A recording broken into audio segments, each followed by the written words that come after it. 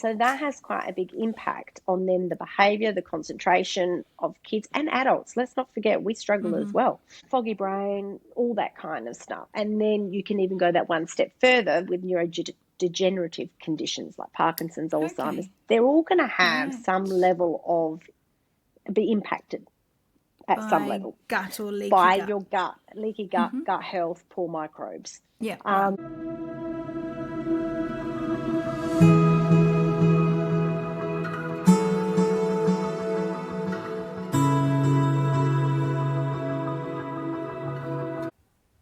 Hi, and welcome back. So today we're up to part 2 of our series talking to Sonia Tzerefos about gut health.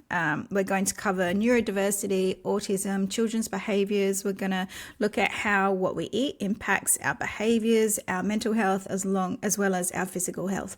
So stay tuned. We've got a lot to cover. Just a reminder that the information that we do cover is for entertainment purposes only. So if you do have any health concerns, please see your own practitioner. Thanks and enjoy the show. Hi, welcome back, Sonia, and welcome back, everybody. We're now in part 2, talking about gut health with Sonia. So where we were at in part 1, if you had to listen, we just got into talking about the GAPS diet and really looking after the gut health and how that can impact not just children, but adults, and then a various array of illnesses as well. So yeah, Sonia, just take us through. We were just talking about some of the stories that you've experienced with working some families who have really changed their lives, focusing on their gut health. Yeah, so yes, like I said, I've had some really interesting cases, and like I said, my own was one of them in my family when we did it, because it wasn't the benefits everybody experienced within their own health had nothing to do with autism. So I think what I would say then, I started using it for other stuff. So I'd have patient coming. I'd had Crohn's patients. I had a couple of them were just women who were coming in with non-specific issues, but fatigue and body aches and joint pain, and it wasn't a specific, like they had a diagnosis or we were working with something specific, but they were just struggling. And like I said, I think with GAPS, because it does push you towards clean eating, I think just that, pulling out some things that they were perhaps doing that weren't great, they were, you could see their skin, their eyes were brighter, they had so much more energy. Crohn's and diverticulitis, again, those inflammatory bowel diseases, lots of success with those. I had one guy who was hospitalised a few years ago with Crohn's. I was trying to think, did he have ulcerative colitis or Crohn's? But I think it was Crohn's. And anyway, he was the loveliest guy. And he came to our clinic and saw me and one of the doctors. So I got him to do the GAPS diet. And I've got to say, he's probably my pin-up boy of compliance. I've never met someone so determined to do well, ever. Right. Okay. But he'd been in hospital. His markers were through the roof. Everything, his specialist, what are these markers? What do you mean his markers? calprotectin and inflammation in the bowel, So basically. inflammatory markers. Inflammatory markers were through the roof. They were, and he'd been put on medications, everything that ends up happening to the patients. So we put him on the GAPS, and he was one of these ones who took a very long time in each stage. So some people can do each stage very quickly.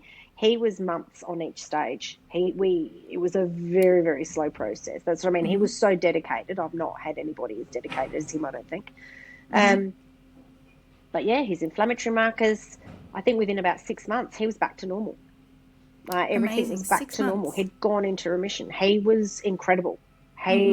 Honestly, but he put the work in. But at the end of the day, we had to get that inflammation down and those inflammatory markers down, and we had to heal and soothe a very, very inflamed and uncomfortable gut. Right. And that was using the GAPS diet. So amazing. That was, I had another lady with ulcerative colitis. She was an older lady, and she was very, very much the same, very high inflammatory markers in her bloods and in her stool tests, and some people are on these quite heavy duty meds, and again, she was a few months of doing the gaps. She wasn't quite as diligent, but she still did really well. Still did really well with it. So, and again, she was back in remission, which is what, they want. Yeah. And she's, Amazing. and then they manage it quite well after that. So I think with gaps, it's just got so many benefits. And to me, the biggest benefit is, let's get back to basics. Let's just eat properly. Let's eat whole foods. Let's go back to how grandma used to make stuff. Yes. And, start utilizing those kinds of things, and healing and soothing and trusting what our body needs. Okay. And I wanted to talk about children and Yes, the way their gut impacts things like development, impacts behavior. I saw a study, I think it was in the Netherlands, where they took some children who were very high on the ADHD scale and put them on an elimination diet. And the results were amazing. Like 78% of them showed a huge decrease in ADHD symptoms. So for me, that says that there's a huge connection between the gut and the brain, which we know. Yep. How do you see the gut impacting some, not necessarily ADHD, but you've got, say autism, which was spoken about, ADHD, and sort of just general behavioral problems. General behaviour. What I see is there seems to be, obviously there's an increase in diagnoses, but when you speak to teachers and you speak to people in these, school environments, they're seeing an increase in a lot of different things that aren't necessarily going to be diagnosed. So let's just talk about the gut and how it can play a role, and how food can play a role in some of these developmental issues and behavioural issues in children. Yeah, absolutely. So our gut really starts to develop and build and become what it's going to become from conception, really. Like our bodies, we're growing, we're becoming humans. We're linked to mum, so obviously mum's diet and lifestyle choices are going to influence us. Any medications she might have to take during pregnancy, all these kinds of things. Obviously, we are going to cross the placenta, and we're going to be exposed to them. And then there is the type of birth, vaginal versus Caesar, breastfed versus bottle fed. We know all of these have an impact. For kids and infants, the best prebiotic they'll ever get is breast milk. So breastfeeding does become quite an important part of it. So again, I would even go back to that, because even having a C-section birth, it's no big deal here. Well, it's no big deal. I'll have a Caesar. Just schedule a Caesar. If you've had one for your first child, they don't encourage, well, they never used to. I actually shouldn't say they don't now, but from what I see in patients, it's still a bit similar. A lot of places don't encourage you to have a VBAC after that. They'll just, it's easier and considered safer to have a Caesar. So that already starts to change that microbiome composition. And then that skin-to-skin contact is very important, not taking them off into, taking them away from mum. They should be put on the breast straight away, or on the chest. Pretty much and immediately. That's because of the microbes. Microbes, skin to skin, because they'll start to pick up microbes from whoever's touching them. Right. Okay. So yes, there's microbes on our skin. Obviously, they'll go straight to the breast and start that process, which is really important. So then, as kids develop, the microbiome is developing, and then their diet is going to influence how that develops. So some countries, especially the Western countries, the kids are having I would say, a more processed or sugar high diet, which isn't always the best option. And I mean, even as they then get into their years where they're eating, they've gone off the baby food and they're starting with normal food. They're having cereals. They might have a yogurt, and then they might have an apple juice, and then they might have some raisin toast. All this is full of sugar. By the end of the day, they can have up to 40 teaspoons of sugar on what is a perceived healthy diet. Not a healthy diet, perceived healthy diet. Not to mention additives and preservatives. Preservatives, colours, flavours, all these things that mess with our brain function as well. Okay. And is that because they go through the gut? Yeah, they permeate the gut wall. Plus, what is it? What are some of these numbers even? What are they? Like, I think that's also, the body doesn't know what to do with it. There's not a microbe in our gut yet that's ready for Yeah. some of these colours and additives, and then our liver That's has to interesting. work It's with it. yeah. Like, It's an if you, interesting way to look at it because you're saying, yeah, yes, we have these microbes that are able to break down different foods. But what some happens? of these engineered foods, such as additives, preservatives, perhaps Mm. even GMO, yeah, what do our microbes do in that case? Because I don't reckon they know what to do. they don't know. Yeah, okay, that's really How interesting. how could they possibly? And then some of these, so say you get a packet of, I don't know, packet of chips. You go, well, I'll buy the plain chips, the Yes. Smiths or whatever, plain chips, because then they're only going to be potato, salt, and oil. But Yeah, let's look at the canola, usually oil. canola oil or something. Highly inflammatory. So that's going to start to upset the microbes. So then And is those that because of the oils the or? oils are going to have out of, say, that the oil is the worst part of Okay. that Okay, ingredient. can we just talk about oils for a second because Yes. there are good, Oh, good oils and there's bad oils, so and many out there. there are so many, and I think a lot of people think, oh, well, canola oil, like it comes from a farm or something, but it's. I think is it more in the way that it's processed. So I mean, say you've got a one side of coconut oil and an olive oil, and the other side you've got a rapeseed oil or canola oil or something. So what? It's the Why are some inflammatory and some aren't? So I think it's the monounsaturated fats, like your olive oil, Yes, which has a lot of antioxidant properties because of the olives have a lot of that's right. antioxidant properties. So they're a lot better and easier on our gut and better for our gut. When you have things like canola, sunflower oil, these seeds, is something with the processing too, and the types, I guess, I think it's the types of seeds that they are and the types of oils that they put out.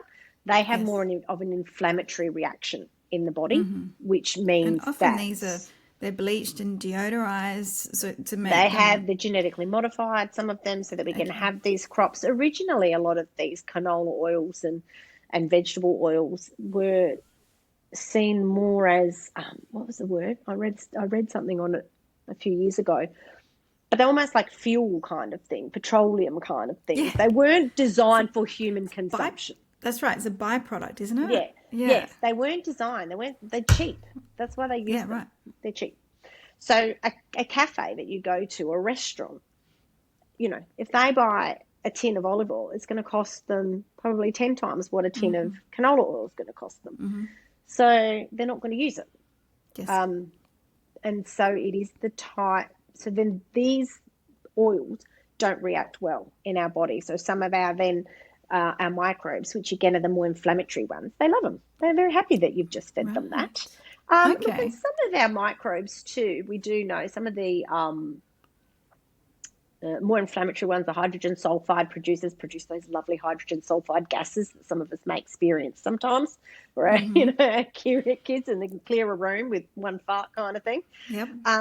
Some of those bacteria, they also feed on a lot of animal fats and some of the stuff we would also call healthy foods. Okay. So that's why the food balance is important, and that you don't just go, and it's one of the things with GAPS that I guess since doing GAPS for so many years and then doing more studies in the microbes, I do GAPS still with patients, but I do it a bit differently now than what I used to do Okay. 10 years ago because I've learned more, and there's more things you can do to support the GAPS diet to be even better. Right. So I Okay. think that there's been some things certainly I have found over the years that we can do with GAPS that have made it even better for the microbes as well. Okay. So yeah, then what we're finding with the kids, yeah, I agree. There's a lot of kids being diagnosed. And I remember actually when my son was about 7, we were seeing an OT, as everybody does at that Yeah, as you age. do. Speech, tick, And OT, tick. Yep. yep, OT tick, speechy tick, psych tick. And I remember he was having a session or something, and I was talking to the owner of this place at the time, and he actually said to me, "Are you sure he was diagnosed properly?" And I Yeah. said, "Well, the kid Yeah, and the he's kid that different was to the kid he diagnosed, was. they're not the Yeah. same child. But Yeah. they're actually very different I have a children." very similar story. Yeah. The I remember bringing it wasn't even long that we started it. So we started GAPS and, we took out anything processed. We took out all the additives, that sort of thing. And we did it during school holidays. I remember it was after Easter. Yeah. So I was like, enjoy Easter, buddy. Enjoy the chocolate. That's it. That's the end. That's it for a while. And then we, so we started on this, and we had the whole, looking at the blank face, just staring at the TV while he was going through his own bit of a detox. And then he just came back starving, just came back hungry. And I remember it wasn't that long. It was a few weeks down the track, and I was pretty used to being called into his kindergarten, because I know, for all the wrong reasons. All the wrong reasons. And they called me in this time. I'm like, oh God, here we go. What's today going to be? And they said, oh, what have you? We just want to know, what have you done with Tommy? And I said, oh, why? Said it's like the light switch has been turned on in his brain. Wow. I'll never forget amazing. that. Yeah. I'll never forget those words. And I knew I'd seen the change, and it's hard when you're going through that. When you're going through the initial detox period, whether you do GAPS or whether you do something else, and they are going through that. They, as you say, they don't. Those initial few days, they don't look healthy. They're not acting. They don't have the energy.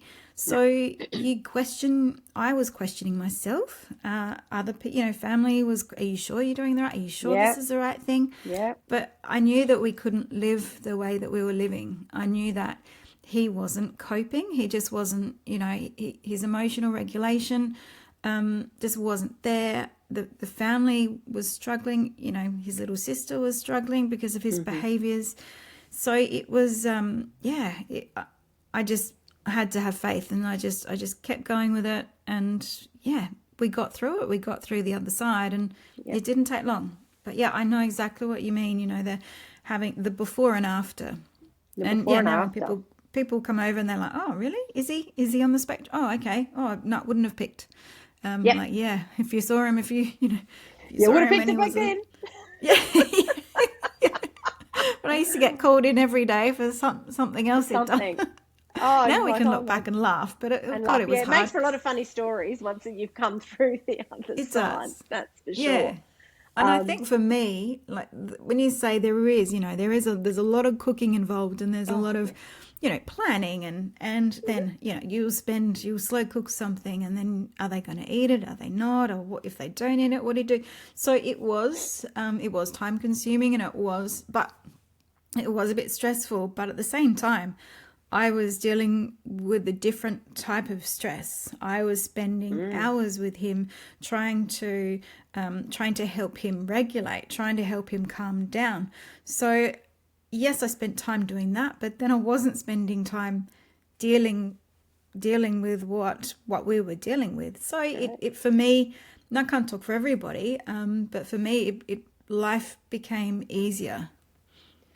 And that's what I try and explain to people. It's hard for now, but you've got to look at the child like now. Okay, so my son was 6 when we did it, and he was littler than me, and he was a cute little bundle. Yep. Now he's not littler than me. He's a very tall young man, or he's pretty tall. He's very strong, very active, very fit kid. Now he had the behaviours he had at 4, 5, 6. Now, I wouldn't be able to manage him. Yeah. Because, and it wouldn't be fair on him, because he wouldn't be able, it wouldn't be fair on him. This is what we've got to understand too. It's not fair on them, not fair on us, but it's not fair on them. Because absolutely, they're just, socially, they're not accepted because of the fact that the behaviour is not acceptable at, at a certain point. And so, it is very difficult, and I find a lot of people feel bad because they're not letting the kids have the chocolate and the chips and the biscuits and the lollies. You feel bad. Yes, that's a really interesting thing to address, and I think not just for GAPS, but I think in terms of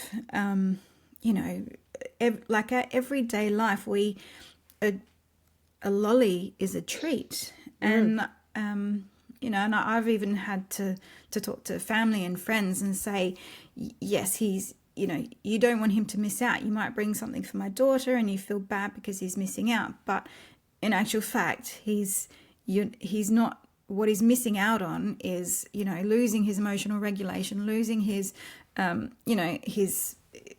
his ability to have fun and be calm, having meltdowns. So that whatever it is, 2 minutes of, okay, here's a treat, and yes, you're not missing out. Well, that could end in 2-3 hours later on of meltdowns.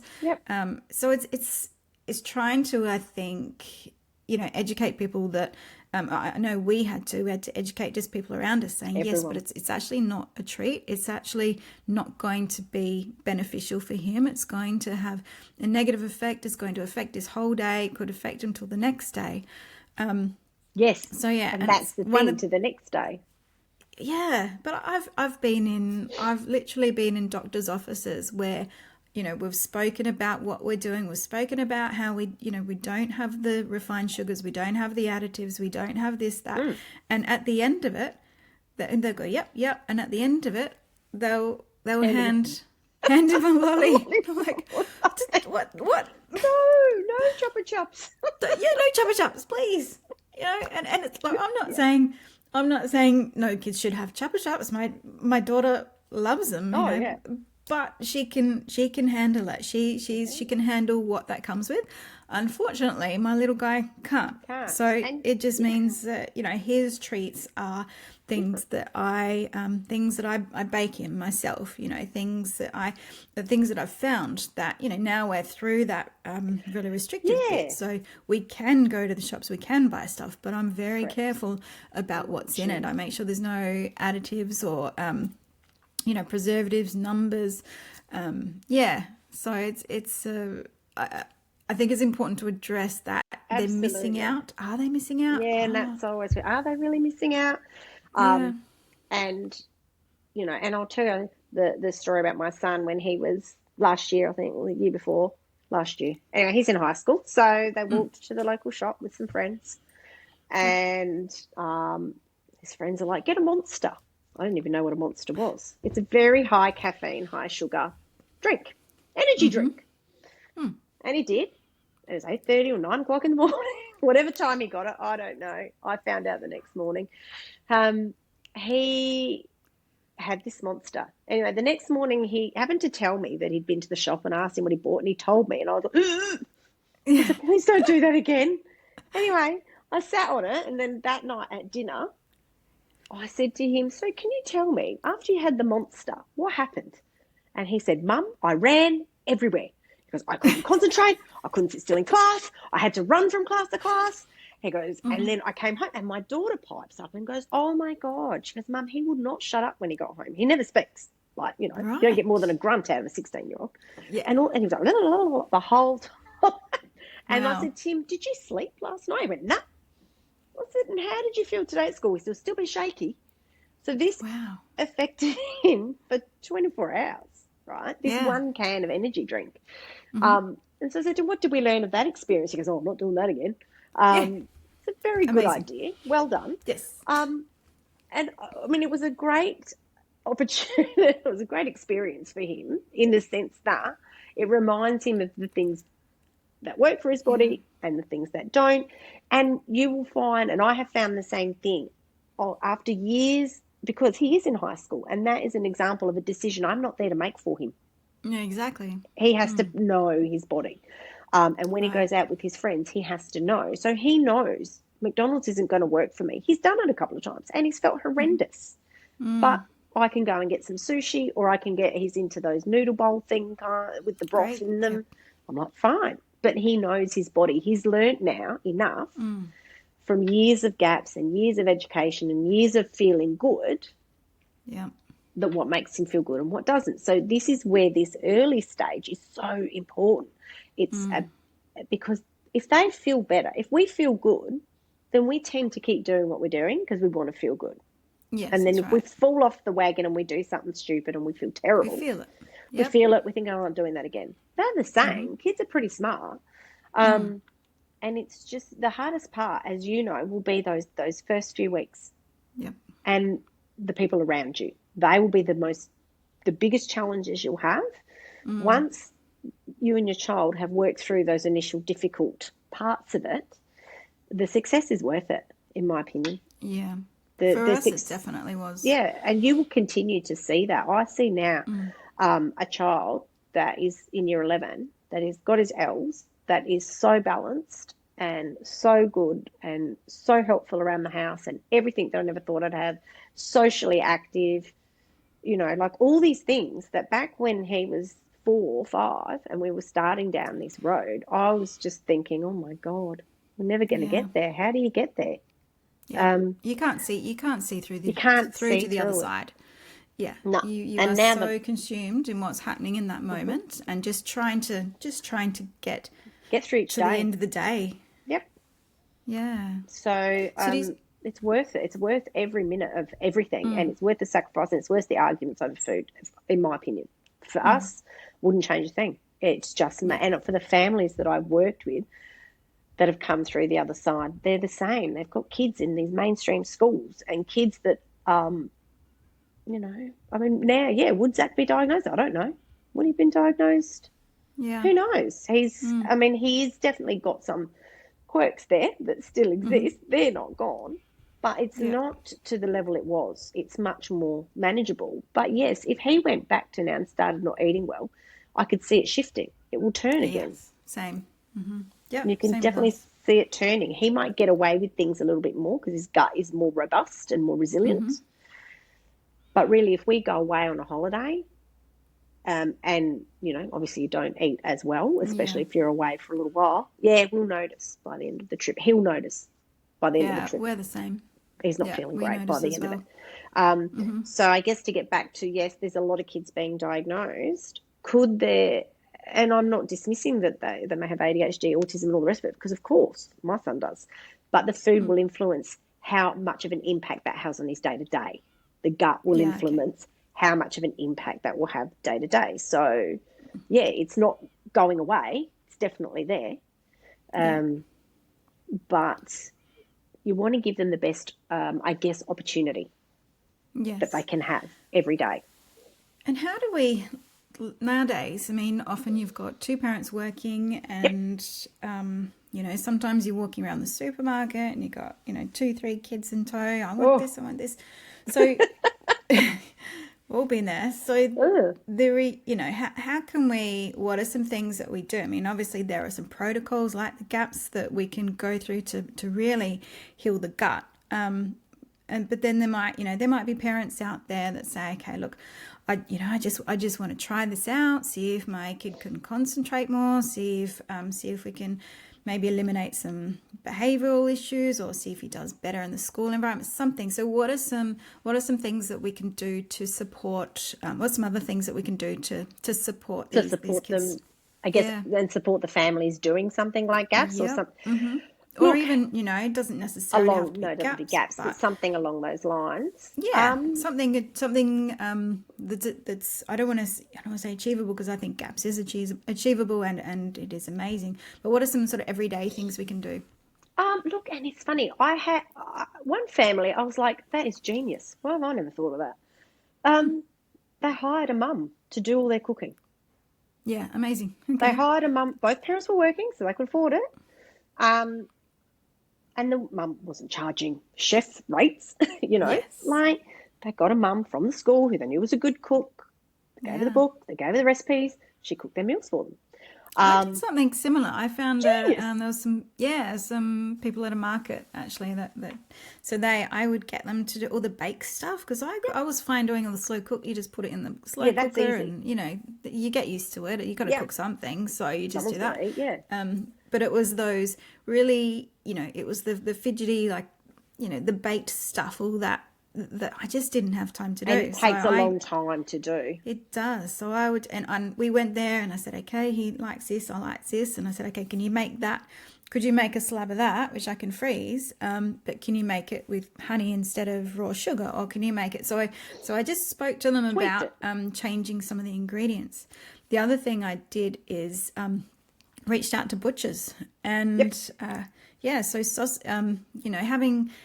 having slow cooked, whatever. You want something different. So so I reached out to butchers and got them to do just meat and herbs and spices. So no rice flour, no grains or anything. Yeah. And some of them were a bit reluctant. They said, "Oh, they're not going to be good." I said, "It's fine." And some butchers do it better than others. Yeah. Even the ham. Would you mind doing some nitrate-free ham?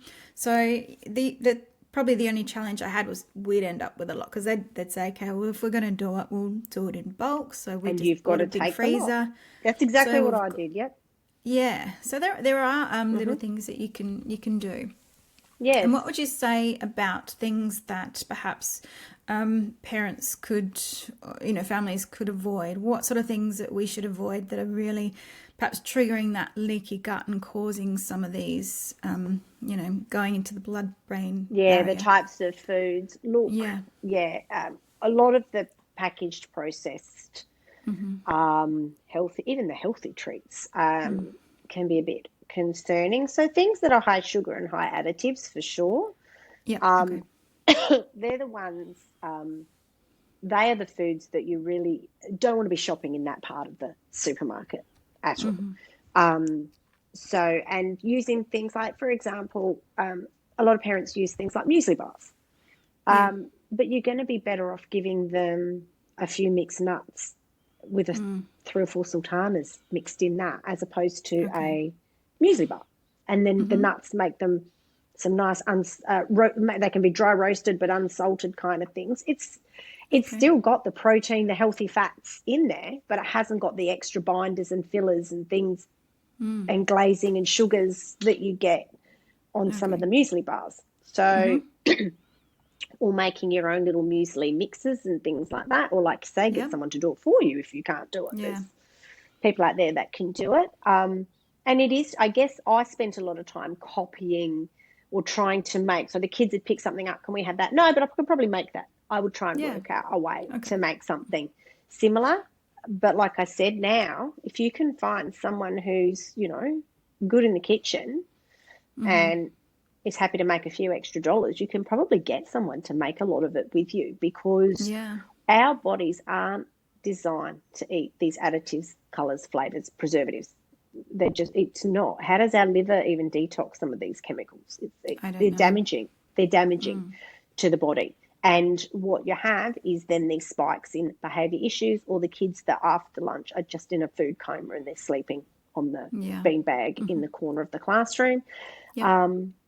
And it's hard. I mean, you've got teachers now in the classroom that have got 26 kids in the class, and 10 of them have got a special education plan.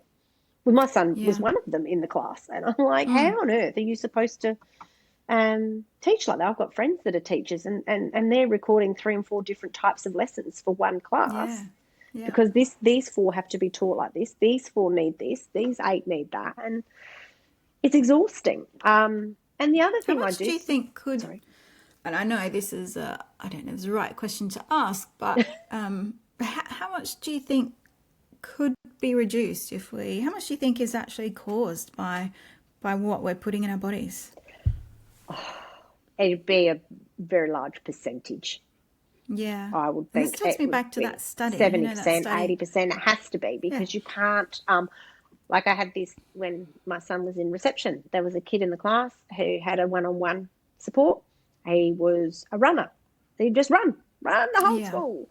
And I walked in, he's drinking blue Gatorade at 8:30 in the morning. I'll be running. That's what it's for. Yeah. Probably not a drink to be having when you're supposed to sit and concentrate in class. Yeah. So do you think it's just education, isn't it? Because I don't think anyone goes to the supermarket and says, right, let's buy something that's going to make my kid run all day. Yeah, correct. I think it's education, and there's a lot of misinformation on products that are perceived to be healthy. Well, if you read a lot of these packets, a lot of them are healthy, but then you turn them over and they're not. You're like, oh, what are these numbers? Why? I think barbecue sauce is 49% sugar. That's half the bottle is sugar. Yeah.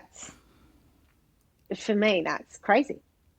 Yeah. So, like, how can, and how can, so you've got the kid in the morning that wakes up, they have Cocoa Pops, with some milk for breakfast. And then they have, or an up and go, and then at recess they'll have a fruit strap, and they'll have packet of tiny teddies or muesli bar or something.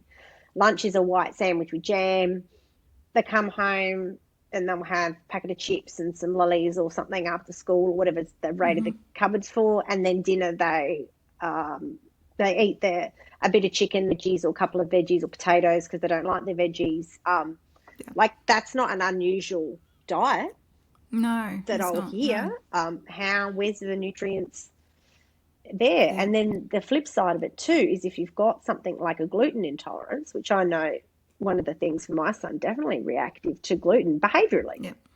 Yep. Mine too. I did not have to see him eat gluten to know he'd eaten gluten when he was younger. Now again, his body is more resilient. So if he has the odd bit of gluten, not a big deal. Don't have an impact. But if he has gluten 4 days in a row, we'll know about it. Right. He's just a bit cranky. You know, and it's that, even that hangry, that blood sugar regulation. So then the kids, their blood sugar spikes, it crashes down, they're foul, they're in such a bad mood. I know I'm in a bad mood when I'm on a low sugar rush. Yeah. And so they crash in class, or their behaviour, they lash out at other kids, and then they then have something else in their lunchbox, it pushes the sugars back up again, and then it crashes down. And so they're on these big swings all day. And then we see kids that also get nauseous, or they complain of tummy pains, or they feel a bit dizzy. So some kids, the symptoms that I'm dealing with are those kinds of things. Yeah, and they're not eliminating, so they're not detoxing. Yeah, and then they're also not having healthy fats, healthy proteins, healthy carbs in a meal. They're having like a fruit strap, or they'll have something that's spiked it and then drops it, and spikes it and then drops it. And then they end up on this cycle as well. And that's where the hangry, excuse me, the hangry behaviour, we call it, comes from. Yeah, yeah. So what would a good lunch look like? What would, if you were to put together a typical lunch, like what would you have done, or what's something, perhaps something that you have done, and perhaps some things that are, really achievable? What I find, I'm a bulk cooker. So that was a big gaps thing, the slow cooks and the bulk cooks. So I'll make stews, I make curries, I make pasta sauces, I make chili con carnes, and I make them in bulk. And I freeze them in containers. Then I cook up rice in bulk, and I freeze that into containers. And I'll use rice, and obviously that's not a gaps thing, but when you're past that, and I will use coloured rice. I use black, red, wild, brown, white, and I make up rainbow rice, I call it. This comes back to getting that 40 different types of plants. Okay, amazing. So I do rainbow rice. And then my idea of a good healthy lunch is a smaller version of what a dinner would look like.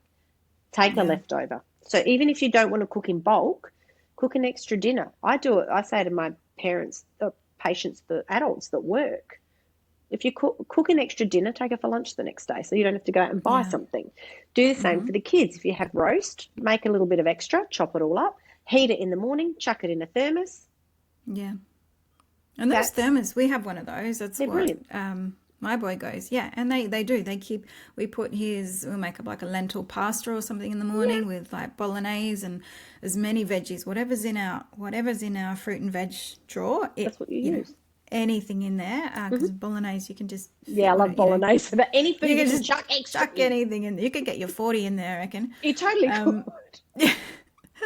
And we do that. We put it in he's got a little blue thermos, and he takes that, and he's just, I think, it used to be if you had a thermos, you're a little bit different. Everybody had the sandwiches, but now everybody's going with thermos and different types of food. So that's just, if we try to mix it up. Do you want something different today? We made him a little no grain pizza the other night, and I thought, we'll make 2, and then he can have it for lunch the next day. Like, nope, I want my pasta, my lentil pasta in the thermos. Absolutely. Okay. And so maybe not being scared of, it's got to be a sandwich. It's got to be something that it can be different things. It can be different things, and you can put those in the lunch, no problem. And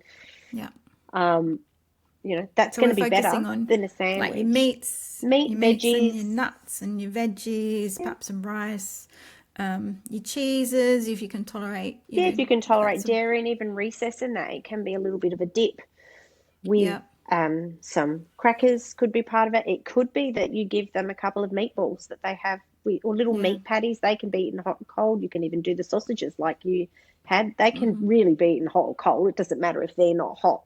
Yeah. At recess, if the kids don't mind it, otherwise send them with two. I used to send my son with two thermoses when he went through a growth spurt because he needed more food. So I'd give him a thermos for recess and a thermos for lunch. They weren't both full, but they had whole foods in them. So one would be maybe a pasta, one would be a curry or a stew, whatever, but he'd have these two meals. And, for breakfast, at the moment, if he has toast, I'll make a gluten-free buckwheat bread.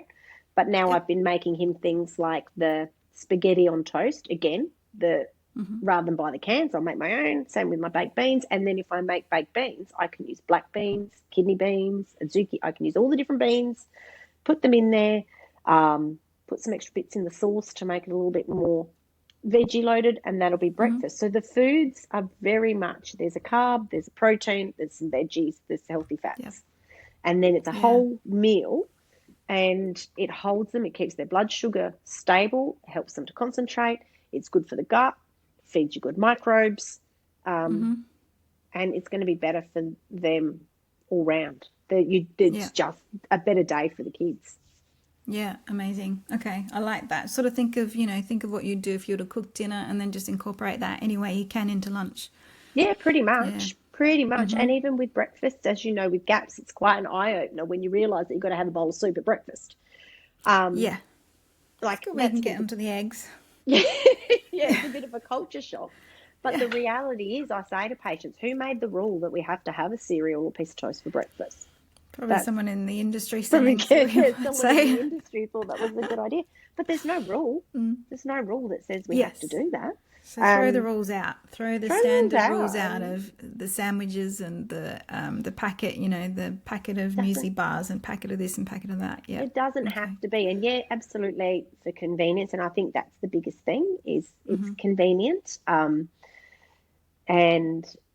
it's quick, it's easy, and I get it. If you're both working, it's hard. A lot. And that's where getting help. If you're lucky enough to have family, I've got some patients who have a grandma, mother-in-laws and mothers that are chomping at the bit to help them. Yeah, so they can do, help out with some cooking.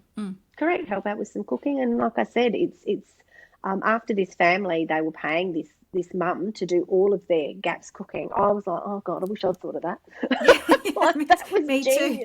I thought about it a little bit after with some stuff, but yeah. Yeah, I'm like, that is fantastic. So or if you've got maybe someone on the street, we've got some neighbours that they're retired now, and they're probably great cooks. I mean, yeah, that's right. And if they're happy to follow your recipes, like if you've got recipes, you want them to make specific things. Most people are pretty, if you're going to, if you provide them with the ingredients and then pay them for their time, you've still got to buy food, and using some of these delivery companies and food delivery, they're not going to be much cheaper than getting somebody to actually cook it for you. It's not actually going to be a cheaper option. So, and a lot of people are using those kinds of things because they're convenient. So perhaps it's just looking at it from a different way. Yes. Okay. So, so what's next for you, Sonia? So what's next for me? Well, at the moment I'm working at a clinic in Bel Air at an integrative clinic, which I love, and I've been there for 10 years this year, which is very exciting. So for me, yes, I plan on finishing my infant microbiome tests course that I'm doing this year. And obviously I want to keep working in that space and learning more because that's what I enjoy doing. And I'm working on a couple of extra programs, which hopefully I'll get done. They take so much time, but I'm hoping to get them done. By the end of the year. One of them, I have a program on there at the moment, which is like a 6-week gut reset program. I've actually got a 30% code for your listeners if they want to use it. Yeah, so let's get that. What's the code for that? So it's Goodness 2025. Okay, Goodness 2025 for 30% off? 30% off, and I've got the 6-week gut reset that's on there. It's actually quite a nice, it's GAPS based but not as structured, but it kind of follows that protocol and that type of eating, and it's got lots of recipes and books and strategies and ideas. So and Excellent. That can be quite helpful. The next thing I want to do is put together a bit of it's a basic sort of support and strategies and some resources around working with your kids who might be selective eaters. So for the little fussy eaters out there. Fussy eaters, yeah. Yeah, it's a big problem, yeah. It is a big problem. And it's more, look, at the end of the day, you and I both know if you've done it, nobody lives with you. I would have loved for my OT or speechy or both of them to come and live with me and help me with work through the strategies. But that'd be great. Wouldn't it be great? That's not the reality. If you have therapists that will work with you, great, use them. So it's just some strategies, I guess, that I've seen have worked for parents and families that they might want to incorporate. So I'm in the throes of finishing that at the moment as well. But yes, I guess that's me. And if people want to follow you or reach out, how can they get in contact? So I've got my website is mamazone.com. Mamazone.com. Yep, I have a Facebook page as well.